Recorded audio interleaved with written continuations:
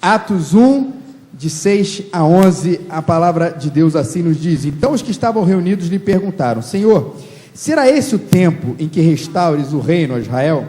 Respondeu-lhe: Não vos compete conhecer tempos ou épocas que o Pai reservou pela sua exclusiva autoridade, mas recebereis poder ao descer sobre vós o Espírito Santo, e sereis minhas testemunhas, tanto em Jerusalém, como em toda a Judeia e Samaria, e até os confins da terra. Dita essas palavras, foi Jesus elevado às alturas, à vista deles, e uma nuvem o encobriu dos seus olhos.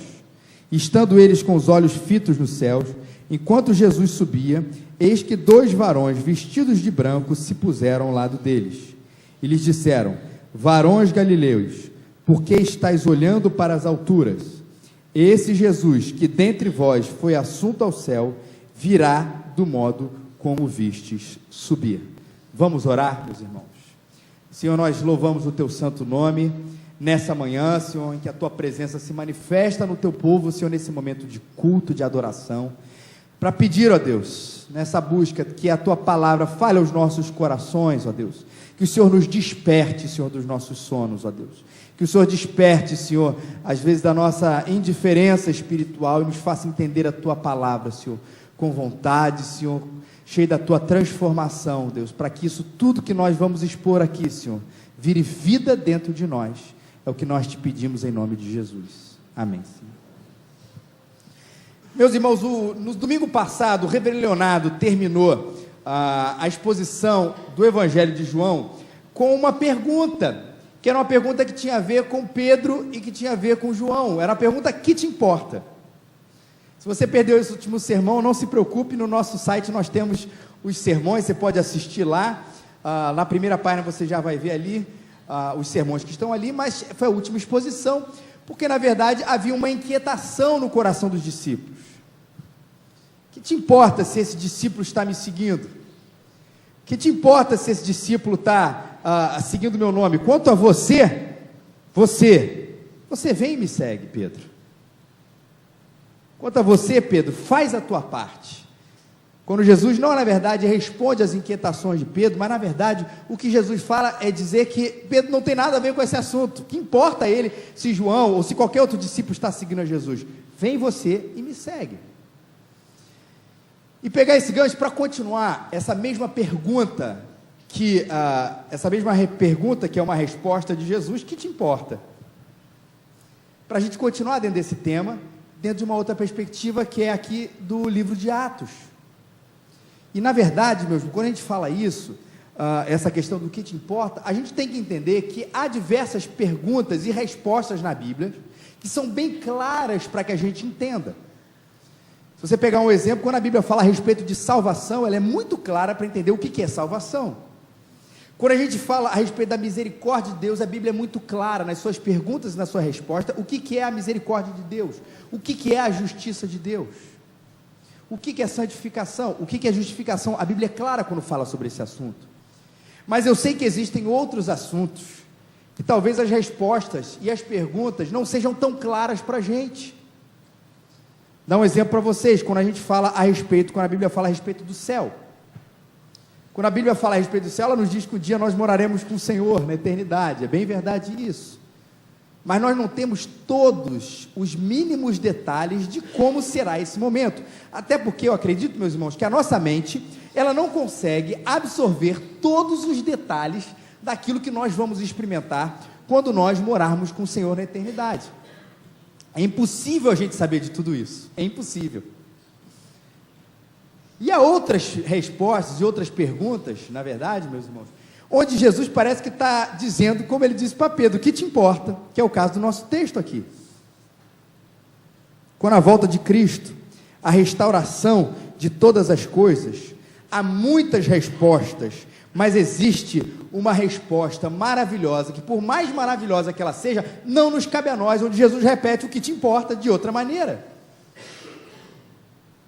Sim, eu sei que um dia Jesus vai voltar. Sim, eu sei que Ele vai levar a sua igreja. Mas quando é que isso vai acontecer? Quando será o tempo em que Jesus irá voltar para restaurar todas as coisas? Que te importa? Esse é um tempo que o Pai reservou pela sua exclusiva autoridade. Só Deus sabe, não nos cabe saber. Mas eu quero dizer que talvez a inquietação dos discípulos ao perguntarem isso para Jesus de uma outra maneira, a gente vai falar isso daqui a pouco, ela não é uma inquietação descabida. Não é simplesmente uma mera curiosidade. Quando é que o Senhor vai restaurar todas as coisas? Não é uma curiosidade apenas. Ela vem, e acompanhe comigo, de um desejo do coração dos discípulos, de uma experiência que eles estavam tendo. Eles haviam conhecido Jesus. Jesus estava transformando a vida deles. Eles começaram a sentir dentro de si um poder que eles não tinham, um amor que eles não tinham, uma paz que eles não tinham. Eles começaram a sentir dentro de si uma restauração de um relacionamento com Deus, que antes eles não começavam a experimentar, eles não experimentavam. O coração deles estava fervilhando de alegria, fervilhando de vida, fervilhando de relacionamento com Deus. E aí de repente, Jesus, que proporcionou tudo isso ao coração dos discípulos, chega para eles e diz: olha, eu estou indo, e não vou mais ficar com vocês. Aí os discípulos devem falar assim: Senhor, mas eu não quero que o Senhor vá, ou aliás, eu não quero, se o Senhor for, por favor, deixa eu ir contigo. Porque agora eles entendiam, os discípulos, o novo conceito deles sobre casa. Falei isso ontem até no ofício. Casa é um conceito que C.S. Lewis vai tratar quando ele fala sobre a nossa morada celestial. C.S. Lewis vai trabalhar num conceito dizendo que todos nós ansiamos por estar num lugar que nós, na verdade, não conhecemos, mas que existe para nós. Isso quer dizer que não é Nárnia, meus irmãos, por favor, mas é os céus. É de lá que a gente veio, é para lá que nós fomos criados, ali está a nossa pátria, e por isso que nada, absolutamente nada nesse mundo é capaz de nos satisfazer plenamente. Porque na verdade a nossa casa não é aqui, a nossa casa é quando nós estivermos morando com Deus. Então os discípulos naquele momento, eles queriam fazer o que, meus irmãos? Eles queriam voltar para a sua casa. Senhor, é para lá que eu quero estar, é com o Senhor que eu quero estar, é com o Senhor que eu quero morar. Senhor, se o Senhor vai e eu vou ficar, me diz pelo menos uma coisa: quando será o tempo que o Senhor vai restaurar todas as coisas e eu vou de fato me sentir em casa, no lugar onde eu fui criado para estar? Por isso que eu digo, meus irmãos, a gente acompanhando esse raciocínio, não é apenas uma curiosidade, quando é que o Senhor vai voltar, uma questão de tempo, de previsão, de horóscopo, ou coisa parecida. É quando é que o Senhor vai realizar os desejos do meu coração, quando é que eu vou estar no lugar para o qual eu fui criado. Eles não perguntaram dessa forma, a pergunta deles foi: Senhor, será esse o tempo em que restaures o reino a Israel? E aí é importante a gente entender também a questão do que os discípulos naquele momento entendiam como Israel, porque existia no coração dos discípulos uma confusão sobre o que era o Israel como nação e o que era o Israel espiritual. O Israel espiritual é um conceito da palavra de Deus que diz que Israel é o povo de Deus. Só que o povo de Deus, o Israel, nação, lá no Antigo Testamento era o Israel mesmo, a nação. Só que no Novo Testamento, nós somos parte hoje do Israel espiritual. Isso quer dizer que você pode não ser um judeu descendente, né, descendente de judeu, e ter se convertido.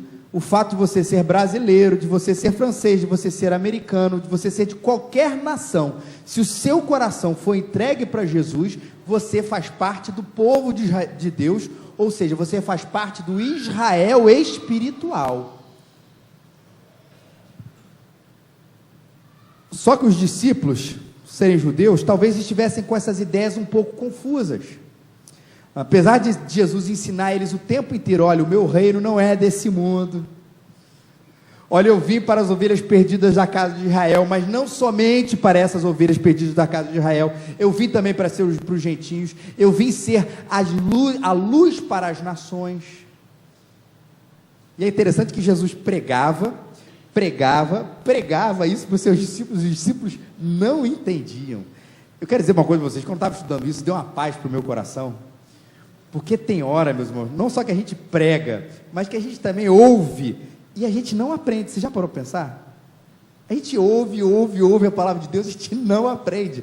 Aí eu olho para a experiência dos discípulos, eles convivendo com Jesus, ao lado de Jesus, Jesus falando: olha, o meu reino não é desse mundo, o meu reino não é desse mundo, o meu reino não é desse mundo. Aí eles perguntam: Senhor, será esse o tempo em que o Senhor irá restaurar o reino de Israel? Jesus deve ter botado aquela mão na cara e falou assim: eu não acredito. Estou ensinando há 3 anos isso, vocês não entenderam essa história? Essa é a dureza do nosso coração, nossa falta de compreensão. Mas talvez eles tivessem aprendido uma parte, mas por um outro lado, eles achassem que a restauração de todas as coisas passava pela restauração do Israel como nação. Ou seja, quando Deus viesse, Jesus viesse de novo, vai para restaurar todas as coisas, o novo céu e a nova terra, isso passasse por um conceito de que Israel seria restaurada, ou seja, ela seria livre do reinado de César, que essa era a situação onde que elas encontravam nesse tempo de Jesus. Uma nação dominada por outro governo, o judeu esperava que um dia, viesse o Messias político e tirasse o governo de César, tirasse o governo romano da nação de Israel. E aí os discípulos passavam assim: ó, o Senhor vai restaurar todas as coisas, inclusive isso. E a restauração não passa necessariamente por todas essas coisas, meus irmãos.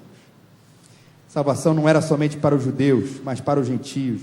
O reino, como eu disse, já não é desse mundo. A restauração, a preocupação de Deus não é com o reinado temporal de Israel, mas sobre o reinado espiritual de Israel, que somos nós, todo o povo de Deus. Mas será que aquele era o tempo, aquele momento, que Jesus iria restaurar todas essas coisas? Qual é a resposta que Jesus dá? Ele diz: não compete a vocês conhecer tempos ou épocas que o Pai reservou pela sua exclusiva autoridade. Ou seja, essa resposta eu não vou dar para você, mas eu vou dar uma resposta para vocês que é muito importante. Mas, Atos 1:8, vocês receberão poder ao descer sobre vocês o Espírito Santo, e vocês serão minhas testemunhas, tanto em Jerusalém, como na Judeia, Samaria e até os confins da terra.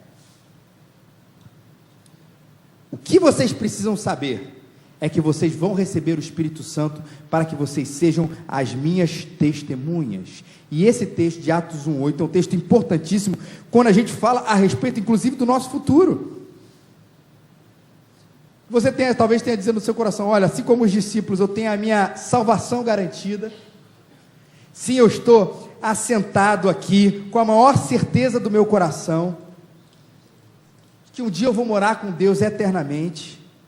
E aí Jesus vai dizer assim: olha, a sua expectativa, a expectativa a respeito do porvir não deve ser a única coisa que vai guiar a sua vida, um dia que você vai morar com Deus, mas o que deve guiar a sua vida também é o convite, é o anúncio dessa festa, para que todo mundo possa participar. Esse anúncio é o que deve mover a sua vida. É isso que Jesus responde nesse texto.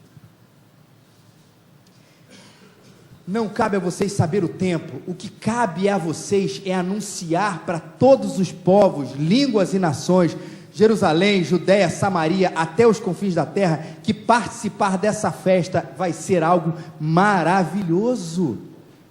É isso que nos compete, é isso que nos cabe a nós. Meus irmãos, e se a festa é tão boa, ela é tão boa, a gente não tem outro dever. Se essa transformação é tão maravilhosa, que ela aconteceu no coração da gente, e tem mais lá na frente para nós, não é para a gente ficar parado, é para a gente ficar andando por todos os lados e dizer: olha, vem participar dessa festa também, que é Jesus no coração.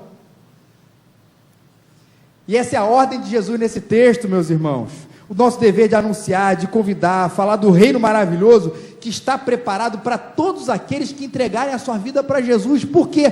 porque alguma coisa já aconteceu de antemão no meu coração, que me leva, que me move a falar, já que eu sei o meu destino, já que eu sei para onde eu vou, já que eu sei que a festa é maravilhosa hoje, será muito melhor na eternidade, eu não tenho outro motivo, senão anunciar para todo mundo que essa festa é maravilhosa, vem participar, vem ver, vem conhecer Jesus e o reino de Deus, e tudo aquilo que está preparado para todos aqueles que nele creem. E Jesus usa nesse texto a palavra testemunha, que em Atos, segundo o Kistemarker, tem um sentido duplo. Testemunha tem o sentido de quem observou um ato ou um evento, essa é uma testemunha, mas testemunha também é alguém que apresenta um testemunho que ele defende ou promove uma causa. E aí nesse texto a ideia é de que a gente vai promover a causa de Jesus, porque nós experimentamos alguma coisa diferente no nosso coração e na nossa vida. E olha, meus irmãos e minhas irmãs, como eu falei para vocês, isso é algo que tem que mudar a nossa vida hoje, porque os nossos olhos estão no futuro. Se é tão bom, e a gente sabe disso, meu querido, seja uma testemunha desse convite, dessa obra. Convide, anuncie. Tem muita gente com o coração triste, tem muita gente com o coração angustiado, tem muita gente com o coração sem sentido, que precisa ouvir dos seus lábios, que existe um lugar maravilhoso, que é a presença de Deus. Quando a gente se encontra, as coisas são transformadas. Ele precisa ouvir isso da sua boca, porque afinal você é um testemunho, você é uma testemunha desse evangelho. Mas sabe o que é interessante também? É que quando Jesus continua a falar desse texto, Jesus continua a falar sobre testemunho, ele diz que sobre nós há de descer um poder maravilhoso que vai nos capacitar a falar dessas coisas, que é a questão do Espírito Santo. O Espírito Santo ele seria derramado depois de estar em Atos 1:8, se você pular algumas páginas, você vai ver que em Atos capítulo 2, o Espírito Santo ele foi derramado sobre a sua igreja. Mas ele foi derramado sobre a sua igreja em Atos capítulo 2, porque ele já foi prometido por Jesus lá no Evangelho de João capítulo 15. Capítulo 14, na verdade. E eu rogarei ao Pai, e ele vos dará outro Consolador, a fim de que esteja para sempre convosco o Espírito da verdade, que o mundo não pode receber, porque não vê, nem o conhece. Vós o conheceis, porque ele habita convosco, e estaria habitando dentro do povo depois. Jesus já disse, olha, eu vou, mas eu vou deixar com vocês um outro Consolador, vou deixar para vocês um outro como eu, que faz o meu papel, ele vai fazer, e hoje ele está no meio de vocês, e quando ele descer, em Atos capítulo 2, ele vai habitar dentro de vocês, como ele habita hoje, dentro do coração de todo aquele que chamou Jesus para a sua vida. O Espírito Santo vem habitar dentro de nós, e Jesus vai dizer, e esse Espírito Santo vai revestir vocês de poder. E é muito bom falar sobre poder, irmãos, especialmente no nosso contexto de hoje, porque hoje, quando a gente fala sobre poder, especialmente o poder de Deus, o poder na nossa igreja, o poder na igreja, o poder na vida do crente, eu acho que a gente está dissociado da principal razão pela qual o poder existe. O poder existe para que a gente seja testemunha, não é verdade? Só para que a gente hoje em dia fala de poder? A gente fala poder quase como uma força pessoal, para que eu possa resolver os meus problemas. Senhor, me dá do teu poder, Senhor, me dá da tua unção, Senhor, me dá desse teu poder, para que eu possa amanhã ser mais do que eu fui hoje, para que eu possa superar as minhas dificuldades, para que eu possa superar os meus obstáculos, para que eu possa superar os meus desafios. Me dá o poder, me dá o poder. Eu tenho uma certa questionamento sobre isso, porque não é isso pela qual o Espírito Santo nos capacita de poder, é para o testemunho. Quando a gente fala hoje de poder de Deus e poder do Espírito Santo na igreja, também temos aqui, muitas vezes, a impressão de que as pessoas querem uma demonstração de espiritualidade, para que essa demonstração de espiritualidade possa impressionar outras pessoas. Senhor, me dá do teu poder, para que de alguma maneira eu possa ficar acima da média espiritual das pessoas, para que eu possa fazer alguma coisa que talvez 90% da igreja não consiga realizar, para que eu possa fazer alguma coisa que chame tanto a atenção de todo mundo, que as pessoas olhem para mim e digam assim, poxa, esse cara é bom, ele tem poder, ele tem uma intimidade que ninguém tem. Quando eu vejo, e quando a gente lê o livro de Atos, meus irmãos, que coisa maravilhosa, a ação do Espírito Santo revestindo a igreja de poder, ela é uma ação missionária. E poder na Bíblia é para você que deseja testemunhar, falar de Jesus, anunciar Jesus, e aí você pode experimentar dentro de você alguma coisa fabulosa acontecendo, mas só acontece quando a gente é canal de testemunho para outras pessoas, inclusive na questão dos milagres, porque a gente não vai negar, meus irmãos, que o livro de Atos é um livro cheio de milagres, é um livro cheio de coisas extraordinárias, mas para que essas coisas extraordinárias aconteciam no livro de Atos? Para quê? É para que o nome de Jesus fosse conhecido. Não era para a glória da igreja, não era para a glória de Paulo, não era para a glória de Pedro, não era para que a igreja, para que o mundo soubesse que a igreja era poderosa, mas para que o mundo soubesse que Jesus Cristo é o Senhor e Salvador das suas vidas. Que coisa maravilhosa, eu não sei se você já experimentou isso. Você vê alguém perto de você se convertendo.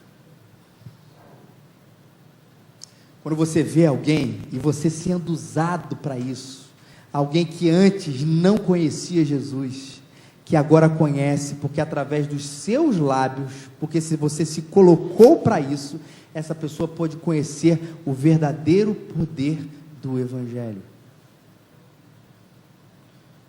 E a gente conclui que, na verdade, o maior milagre que existe na Bíblia não é a abertura do Mar Vermelho, não é a cura de ninguém que estava doente há muito tempo. O maior milagre na vida é que quando o coração ele é transformado e essa pessoa de fato se converte. Esse é o maior milagre, não é verdade, meus irmãos?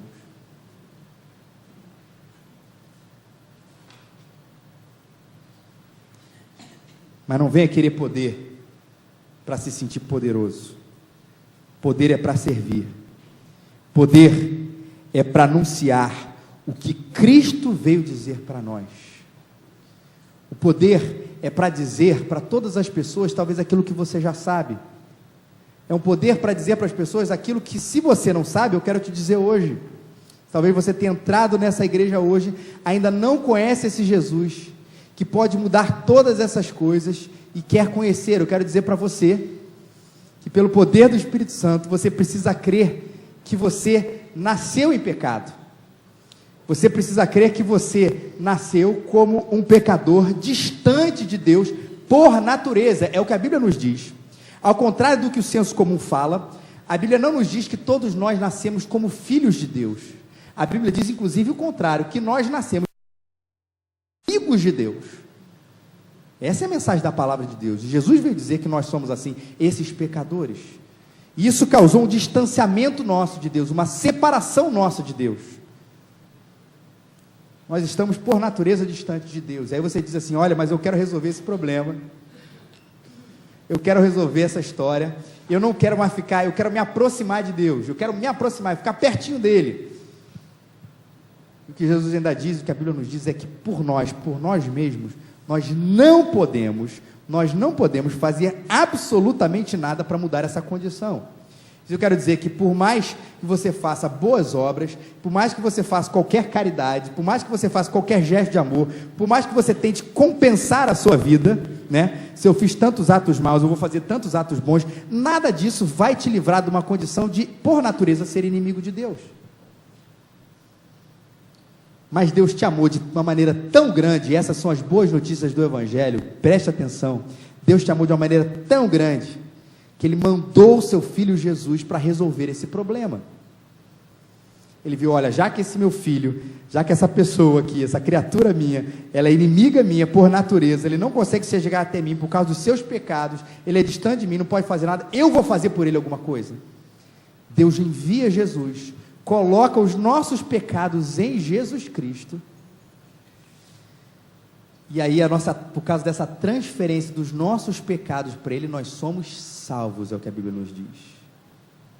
É como se um crime que estava em você fosse passado para outra pessoa.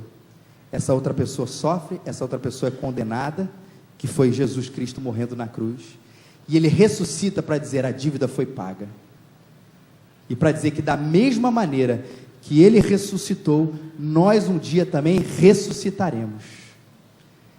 Você precisa crer nisso, se você ainda não tem Jesus Cristo no seu coração. Se você entrou aqui nessa igreja, na Igreja Presbiteriana da Gávea, pela primeira vez, ainda não tem Jesus, você precisa crer nessa história, e a Bíblia nos diz que se você crer nisso, todo aquele que crê nessa verdade do Evangelho será. Entregue o seu coração a Jesus.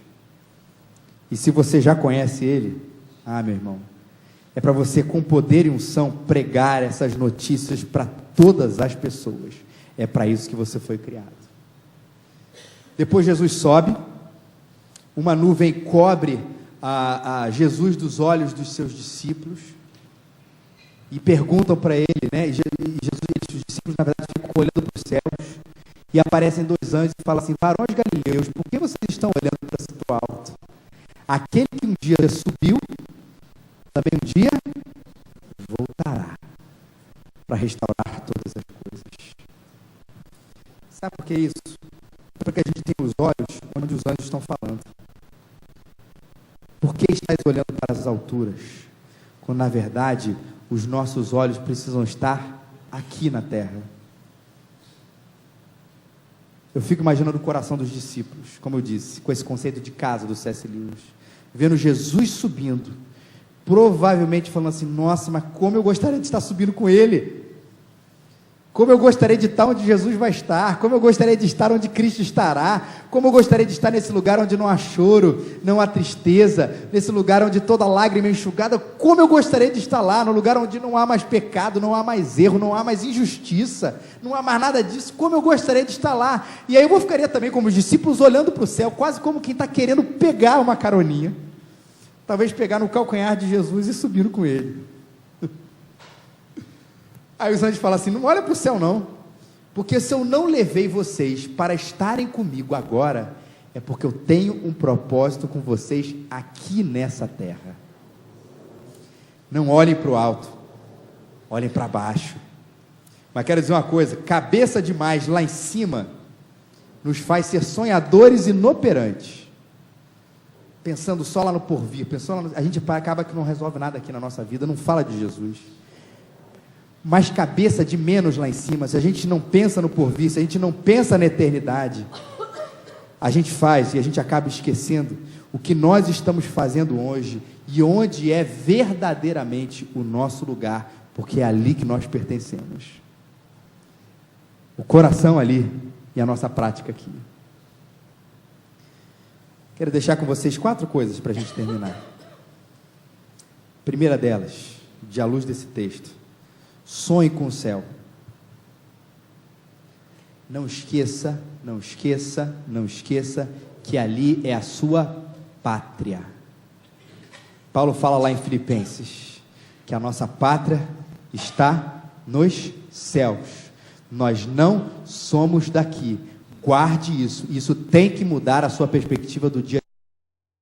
Todas as coisas ganharem uma dimensão diferente quando a gente sonha com o céu, quando a gente sabe que é para lá que a gente vai, quando a gente sabe que é para lá que o nosso futuro está determinado e ordenado. Quando a gente sonha com essas realidades, as coisas do presente mudam a sua perspectiva, mudam a sua importância, mudam a sua lógica, porque foi para lá que Jesus determinou que a gente fosse. É ali que a gente pertence. É ali que os nossos desejos serão de fato plenamente realizados. É ali que a nossa alma será cheia completamente. É ali que todas as coisas passarão e nós habitaremos no tempo onde não haverá mais injustiça. E a gente não pode deixar de sonhar com isso, porque a promessa da Bíblia e que os anjos falaram é que da mesma maneira que um dia ele foi, ele um dia voltará. Que esperança maravilhosa, meus irmãos. Segundo, convida para a festa. Convida para a festa.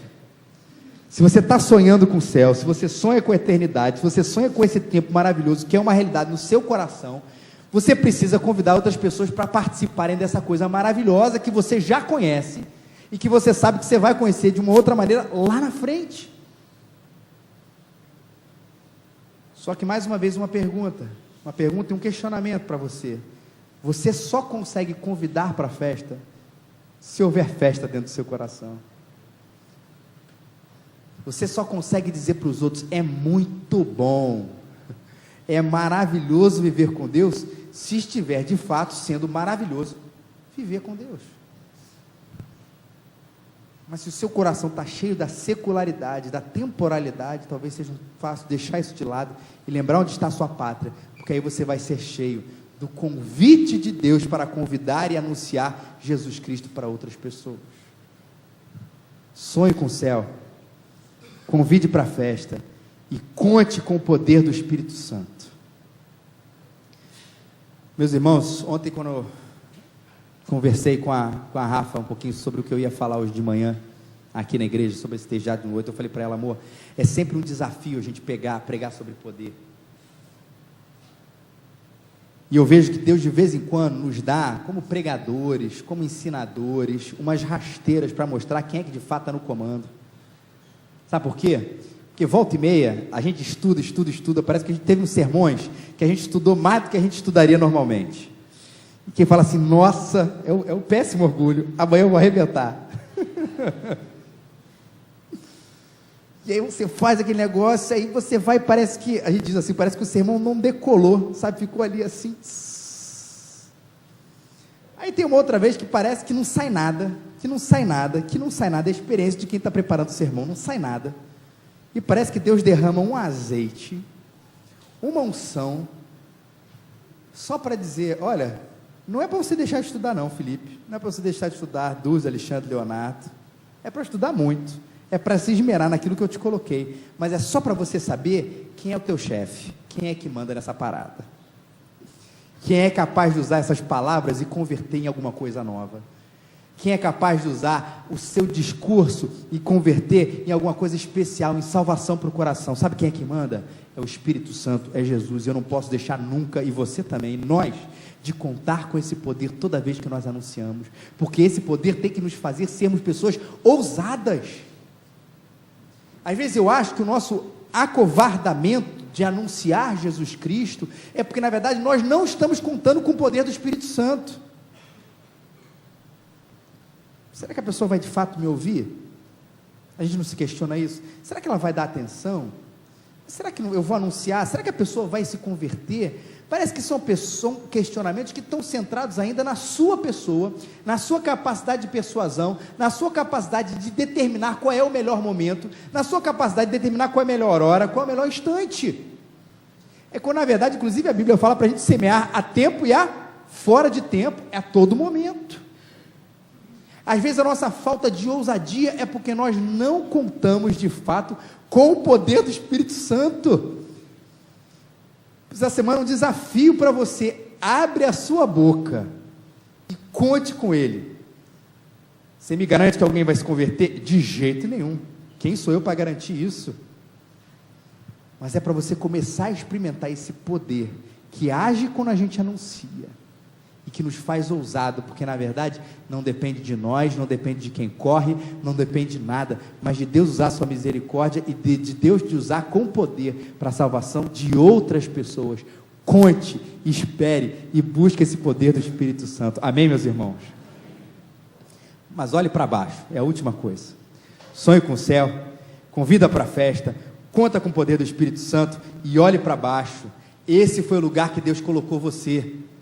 Se Deus não te levou, meus irmãos, é porque Ele quer que você continue sendo sal da terra, luz desse mundo, aqui nessa terra. Deus te deixou aqui para você plantar alguma coisa maravilhosa através do seu testemunho. É para sonhar com lá por cima, não tenha dúvida disso. Mas enquanto os meus passos estiverem caminhando nessa terra, nesse mundo, nesse planeta, eu quero que cada passo meu seja um passo para não ser abençoado, mais do que isso, mas para que eu seja a bênção por onde eu passar, e não é por mim, mas é o poder do Espírito Santo, mas que eu seja assim. Olhe para baixo, olhe para os campos, olhe para esse terra, há tanto o que falar, há tantos lugares a quem falar, há tantas pessoas que precisam ouvir. Olhe para baixo, aqui é o seu lugar, e experimente Atos 1:8 na sua vida. Que Deus te abençoe. Vamos orar? Senhor, a gente quer experimentar ainda mais desse poder, Senhor, na nossa história, Senhor. Mas não um poder, Deus, de fato, para que a gente se sinta poderoso, Pai. Mas é um poder para testemunhar, Deus. Um poder para anunciar. Um poder para convidar, Deus, outras pessoas para participarem aquilo que a gente já participa dentro de nós. Essa festa maravilhosa chamada Reino de Deus, Senhor. Deus, que a gente consiga perceber a ação do Senhor na nossa vida hoje, mas também aquilo que está preparado como promessa para nós no futuro. A gente sonhe com isso, isso leva a gente, aos nossos lábios, a proclamarem ainda mais a realidade do Evangelho, Pai. Mas que não seja por nós, ó Senhor, tira de nós o nosso medo, a nossa timidez, tira de nós a nossa covardia, Senhor. Porque se de fato olhar para os nossos recursos, é isso mesmo, Pai, temos é que ser mesmo muito tímidos, porque nós não temos nada. Mas é olhando os recursos do Senhor, o poder do Espírito Santo, Pai, ó Deus, o que a gente vai poder fazer é anunciar com ousadia, Senhor. Porque não é o nosso poder, mas o poder que age em nós, que vai anunciar essa realidade, vai fazer com que outras pessoas se acheguem ao Senhor, nos permita confiar nesse poder e depender dele em todo o tempo, em nome de Jesus. Olhando, Senhor, para essa terra, Pai, olhando para essa terra, porque se o Senhor nos colocou aqui, o Senhor nos deixou aqui, o Senhor nos faz caminhar hoje, Senhor, aqui, Pai, é porque o Senhor tem um plano para a gente ser bênção, Senhor, com os nossos passos aqui nessa terra, que a gente seja assim, Pai, que não tenha um dia, Senhor, em que a gente não passe, que a gente passe sem deixar de ser bênção na vida de uma outra pessoa, Pai. É assim que nós queremos ser, sendo discípulos do Senhor, Pai. Nos dá o teu poder e a tua unção, é o que nós te pedimos em nome de Jesus. Amém.